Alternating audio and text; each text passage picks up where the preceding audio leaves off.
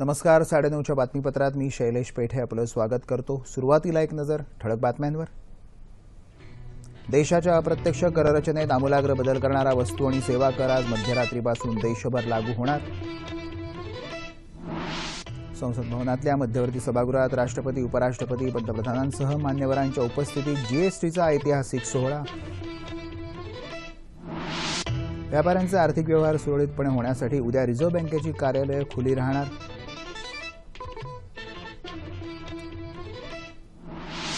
क्रीडा क्षेत्राला सन्मान आणि पाठिंबा मिळेल अशी संस्कृती देशात रुजवणं आवश्यक, पंतप्रधान. राष्ट्रपतीपदाची निवडणूक ही सिद्धांत आणि विचारधारेची लढाई असून मतदारांनी सतत विवेकबुद्धीनं मतदान करावं, मीरा कुमार यांचं आवाहन. मराठी भाषा धोरणाचा अंतिम मसुदा सल्लागार समितीनं राज्य सरकारकडे केला सादर.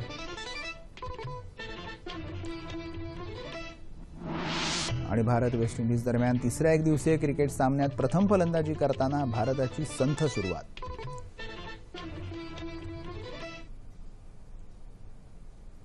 पाहूया सविस्तर वृत्त. जीएसटी अर्थात वस्तू आणि सेवा कर आज मध्यरात्रीपासून देशभरात लागू होणार आहे. आज मध्यरात्री 12 वाजता संसदेच्या सेंट्रल हॉलमध्ये जीएसटीचा औपचारिक शुभारंभ होईल. राष्ट्रपती प्रणव मुखर्जी, उपराष्ट्रपती हमीद अन्सारी, लोकसभा अध्यक्ष सुमित्रा महाजन, पंतप्रधान नरेंद्र मोदी, वित्तमंत्री अरुण जेटली, इतर सर्व मंत्री यावेळी उपस्थित राहतील. उद्योगपती रतन टाटा, ज्येष्ठ गायिका लता मंगेशकर, ज्येष्ठ अभिनेते अमिताभ बच्चन आणि इतर मान्यवरांना या कार्यक्रमासाठी आमंत्रित करण्यात आलं आहे. मात्र काँग्रेस, समाजवादी पक्ष, राष्ट्रीय जनता दल, डावे पक्ष, द्रमुक, तृणमूल काँग्रेस या राजकीय पक्षांनी या कार्यक्रमावर बहिष्कार टाकण्याचा निर्णय जाहीर केला आहे. केंद्र सरकारनं विविध राज्य सरकार आणि राजकीय पक्षांबरोबर केलेल्या प्रदीर्घ चर्चेनंतर वस्तू आणि सेवा कराला अंतिम रूप देण्यात आलं. करांच्या 4 स्तर प्रणालीच्या या व्यवस्थेमुळे संपूर्ण देशात वस्तूंच्या किमती एकसमान राहतील.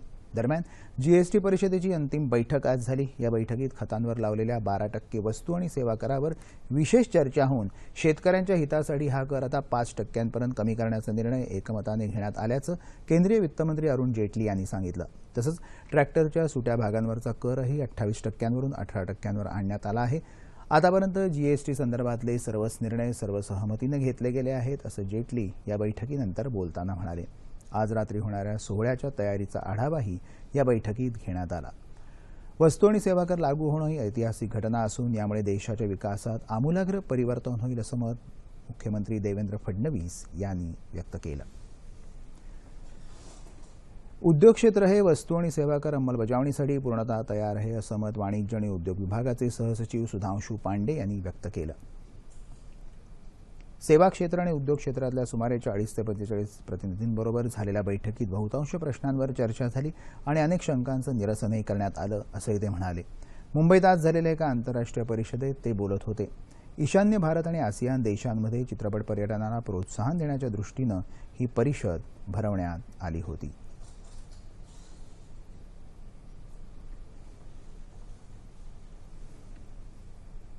रिझर्व्ह बँकेची कार्यालयं एनईएफटी, आरटीजीएस या निधी हस्तांतरणासाठी उद्या म्हणजे 1 जुलैला खुली राहणार आहेत.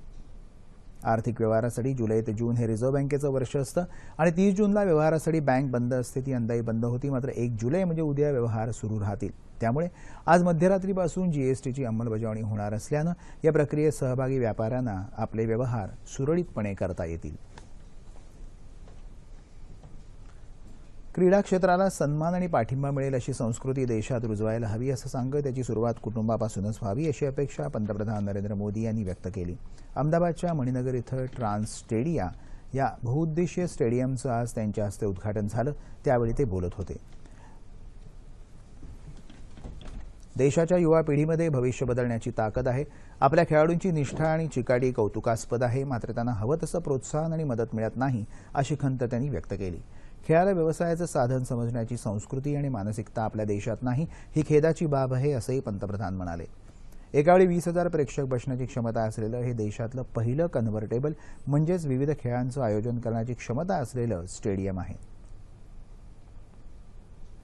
त्याआधी गुजरातमधल्या विविध विकास प्रकल्पांचं उद्घाटन पंतप्रधानांनी केलं.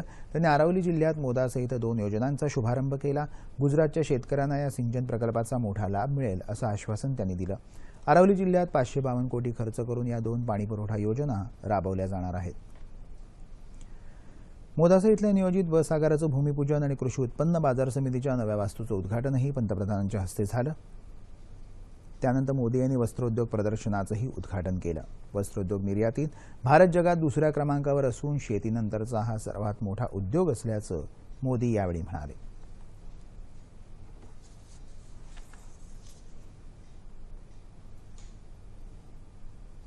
देशाच्या स्वातंत्र्यलढ्यात आणि राष्ट्रनिर्माणात महाराष्ट्राच्या जनतेचं मोठं योगदान आहे. त्यामुळे इथं येऊन मला विशेष प्रेरणा मिळाली, असं मत राष्ट्रपती पदाच्या उमेदवार आणि माजी लोकसभा अध्यक्ष मीरा कुमार यांनी व्यक्त केलं.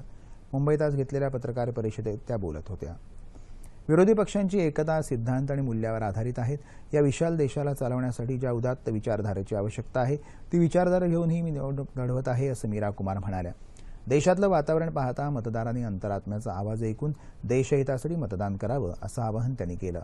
17 विरोधी पक्षांनी त्यांना दिलेल्या पाठिंब्याबद्दल त्यांनी आभार व्यक्त केले. मराठी भाषा सल्लागार समितीनं आज मराठी भाषा धोरणाचा सुधारित मसुदा राज्य शासनाला सादर केला. या मसुद्यावर मंत्रिमंडळाच्या बैठकीत चर्चा करून त्याला मंजुरी मिळाल्यानंतर त्याची अंमलबजावणी केली जाईल, असं मराठी भाषा मंत्री विनोद तावडे यांनी यावेळी सांगितलं.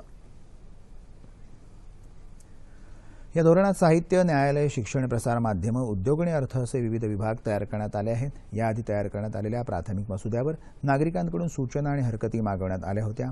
या सर्व क्षेत्रात मराठी भाषेचा वापर कसा वाढवता येईल याबद्दल भाषा सल्लागार समितीचे अध्यक्ष डॉ. सदानंद मोरे यांनी सादरीकरण केलं. देशात काही ठिकाणी दलित आणि अल्पसंख्याकांवर होत असलेल्या अत्याचारांचा निषेध करण्यासाठी माजी खासदार डॉ. भालचंद्र मुणगेकर यांच्या नेतृत्वाखाली मुंबईतल्या आझाद मैदान इथं निदर्शनं करण्यात आली. बुलडाणा जिल्ह्यात रुळेखेड मायंबा इथं एका दलित महिलेवर चोरीचा आळ आणून तिची विटंबना करून मारहाण करण्यात आली. या प्रकरणी अटक करण्यात आलेल्या आरोपींना मिळालेला जामीन रद्द करून त्यांना पुन्हा अटक करावी अशी मागणी निदर्शकांनी केली. तसंच हरियाणात रेल्वे गाडीमध्ये कथित गोरक्षकांनी जुनैद खान या युवकाला मारहाण करून त्याची हत्या केली. या प्रकरणातल्या आरोपींना फाशीची शिक्षा द्यावी अशी मागणीही निदर्शकांनी केली.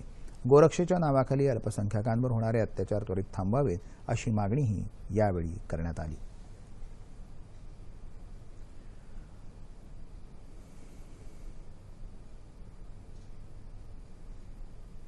योग्य उपचार, सकारात्मक विचार आणि योग्य संवादामुळे व्यसनाधीन व्यक्तीला आपण व्यसनमुक्त करू शकतो, असं अंमली पदार्थ प्रतिबंधक विभागाचे संचालक संजय झा यांनी सांगितलं. मुंबईत आज अंमली पदार्थ सेवनाविरोधात जनजागृतीपर कार्यक्रमात ते विद्यार्थ्यांना मार्गदर्शन करत होते. अंमली पदार्थ सेवन ही गंभीर सामाजिक समस्या असून तरुण पिढी त्याच्या आहारी जात आहे. त्याला अटकाव करण्यासाठी अंमली पदार्थ प्रतिबंध विभाग पावलं उचलत आहेत, असंही ते म्हणाले. संजय झा आणि विभागाचे तपास अधिकारी कुलभूषण सिंग यांनी यावेळी अंमली पदार्थांच्या सेवनाच्या दुष्परिणामासंदर्भात विद्यार्थ्यांना मार्गदर्शन केलं. यावेळी अंत हे पथनाट्यही सादर करण्यात आलं.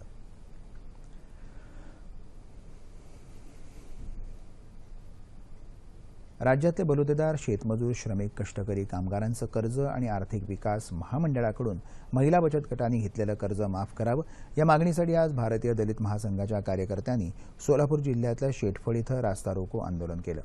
महासंघाचे संस्थापक संजीव खिल्लारे यांनी या मोर्चाचं नेतृत्व केलं. गेल्या 4 वर्षात राज्यातल्या दुष्काळजन्य परिस्थितीमुळे कामगार, श्रमिक, शेतमजूर यांना जगणं अवघड झालं आहे. नोटबंदीमुळे आर्थिक स्थिती खालावली आहे. त्यामुळे सरकारनं जसं शेतकऱ्यांचं कर्ज माफ केलं आहे तसंच कामगार, शेतमजूर यांचंही कर्ज माफ करावं अशी मागणी महासंघानं केली आहे. या आंदोलनाची दखल घेतली नाही तर राज्यव्यापी आंदोलन करू असा इशाराही खिल्लारे यांनी दिला. या रास्ता रोकोमुळे महामार्गावर सुमारे अर्धा तास वाहतूक खोळंबली होती.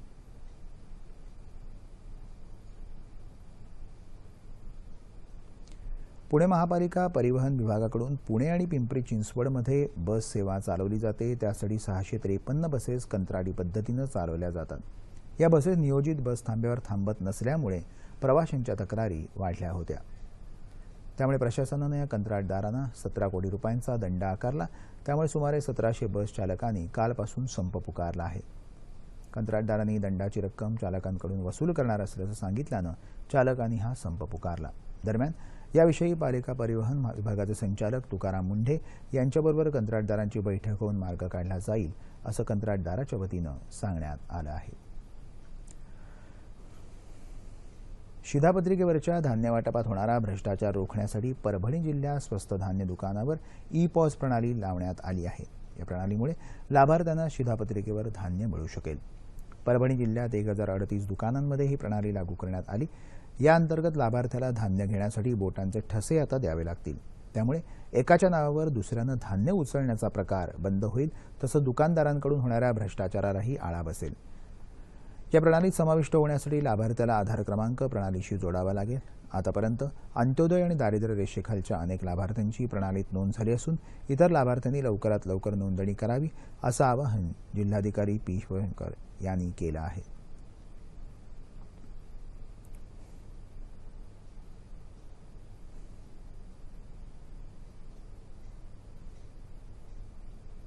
शेतकऱ्यांच्या मुलांना PG to KG शिक्षण 7-12वर मोफत मिळालं पाहिजे अशी मागणी वसंतराव नाईक शेतकरी स्वावलंबी मिशनचे अध्यक्ष किशोर तिवारी यांनी केली। आज यवतमाळ इथं पत्रकारांशी ते बोलत होते। ज्या शेतकऱ्यांनी प्रामाणिकपणे कर्जाची परतफेड केली त्यांनाही 1.5 लाख रुपये मिळाले पाहिजेत असंही तिवारी म्हणाले। सत्ता कोणाची असो, शेतकऱ्यांबाबतचं धोरण बदललं पाहिजे असं सांगून बँकांचे अधिकारी शेतकऱ्यांबरोबर चांगला व्यवहार करत नाहीत असा आरोपही तिवारी यांनी यावेळी केला। ठाणे जिल्ह्यातल्या श्रीमरंगड परिसरातल्या मांगरूळ गावात 85 एकर वनजमिनीवर 1 लाख रोपं लावण्यात येणार आहेत। या मोहिमेत 10,000 लोक सहभागी होणार आहेत अशी माहिती खासदार डॉ. श्रीकांत शिंदे यांनी आज ठाण्यात पत्रकारांशी बोलताना दिली। 5 जुलै रोजी होणाऱ्या मोहिमेत अनेक स्वयंसेवी संस्था, सामाजिक संस्था तसंच शाळा आणि महाविद्यालयातले विद्यार्थी सहभागी होतील। ठाणे जिल्ह्यात 18 लाख वृक्ष लागवड करण्याचं नियोजन असून या वृक्षारोपण मोहिमेत जनतेनं सहभागी होण्याचं आवाहन त्यांनी केलं। नेवाळी इथल्या विमानतळ प्रकरणासंदर्भात स्वतः लक्ष घालून त्यातून मार्ग काढणार असल्याचं आश्वासन मुख्यमंत्र्यांनी दिल्याचं खासदार शिंदे यांनी सांगितलं।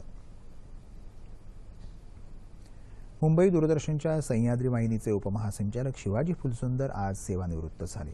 आज एका विशेष समारंभात फुलसुंदर यांना दूरदर्शनच्या वतीनं निरोप देण्यात आला।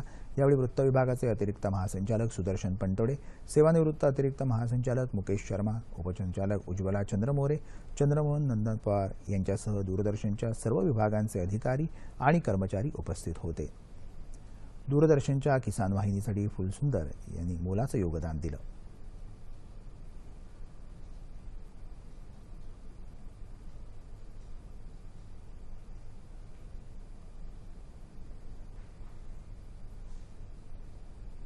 क्रिकेट वेस्ट इंडिजमध्ये अँटिग्वा इथं सुरू असलेल्या तिसऱ्या एकदिवसीय क्रिकेट सामन्यात वेस्ट इंडिजनं नाणेफेक जिंकून क्षेत्ररक्षणाचा निर्णय घेतला। प्रथम फलंदाजी करताना भारताची अडखळत आणि संथ सुरुवात झाली। सलामीचा फलंदाज शिखर धवन केवळ 2 धावा काढून बाद झाला, तर त्यापाठोपाठ कर्णधार विराट कोहली 11 धावांवर झेलबाद झाला। युवराज सिंगने 39 धावा केल्या। सध्या महेंद्रसिंग धोनी आणि अजिंक्य रहाणे खेळपट्टीवर असून शेवटचं वृत्त हाती आलं तेव्हा भारताच्या 3 बाद 149 धावा झाल्या होत्या। त्याआधी पावसामुळे सामना 1 तास उशिरा सुरू झाला। विशु को केवल 1 सफलता मिली है, लेकिन यहाँ पे कम से कम 2 सफलता उनके नाम पे होनी चाहिए थी। हाँ, 152 आहे भारताची। सुरुवात जरी अडखळत आणि संथ झाली तरी आता काहीशी प्रभावशाली खेळ आपल्याला दिसतोय। बैटिंग करने के लिए आएंगे तब कितनी ये विकेट जो नमी है वो सूख जाएगी। इस बार आ गया है रहाणे, फिर से अब रहाणे 65 है, धोनी 30। पूरा कर रहे हैं, जैसे आपने कहा दोनों बैट्समैन पूरा प्रयास कर रहे हैं कि अपने गियर बदले। हवामान राज्यात आज काही भागात अधूनमधून पावसाच्या हलक्या सरी कोसळल्या, तर काही भागात पावसानं पूर्णपणे विश्रांती घेतली आहे। ठाणे नाशिकमध्ये तुरळक ठिकाणी पाऊस झाला, तर भंडारा जिल्ह्यात पावसानं आज हजेरी लावली। सांगली जिल्ह्यात गेल्या 24 तासात झालेल्या संततधार पावसामुळे चांदोली धरणाच्या पाणीसाठ्यामध्ये वाढ झाली, तर कोल्हापूर जिल्ह्यातही संततधार पावसामुळे पंचगंगा नदीची पाणी पातळी वाढली आहे। पावसाचा जोर असाच कायम राहिल्यास पंचगंगा नदी धोक्याची पातळी ओलांडेल अशी शक्यता वर्तवण्यात येत आहे। येत्या 24 तासात मध्य महाराष्ट्रात बऱ्याच ठिकाणी तर मराठवाडा विदर्भात काही ठिकाणी पाऊस पडण्याची शक्यता हवामान खात्यानं वर्तवली आहे। तापमान अंश सेल्सिअसमध्ये मुंबई कमाल 31, किमान 26, नागपूर 35-24, पुणे 28-22,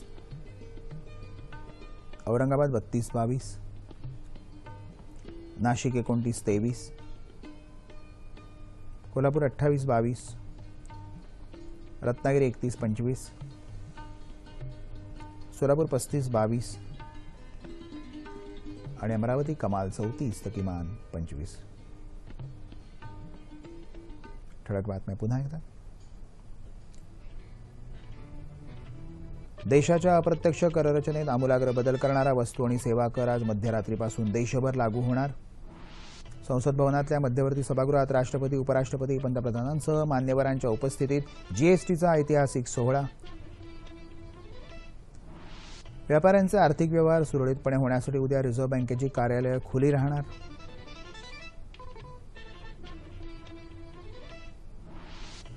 क्रीडा क्षेत्राला सन्मान आणि पाठिंबा मिळेल अशी संस्कृती देशात रुजवणं आवश्यक, पंतप्रधान. राष्ट्रपतीपदाची निवडणूक ही सिद्धांत आणि विचारधारेची लढाई असून मतदारांनी सत्सद्विवेक बुद्धीनं मतदान करावं, मीरा कुमार यांचं आवाहन. मराठी भाषा धोरणाचा अंतिम मसुदा सल्लागार समितीनं राज्य सरकारकडे केला सादर.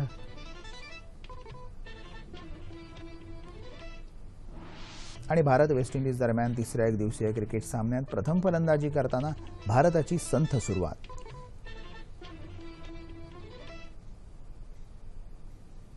याबरोबरच हे बातमीपत्र संपलं. पुन्हा भेटूया उद्या सकाळी 8:30 वाजता आपल्या सह्याद्री वाहिनीवर.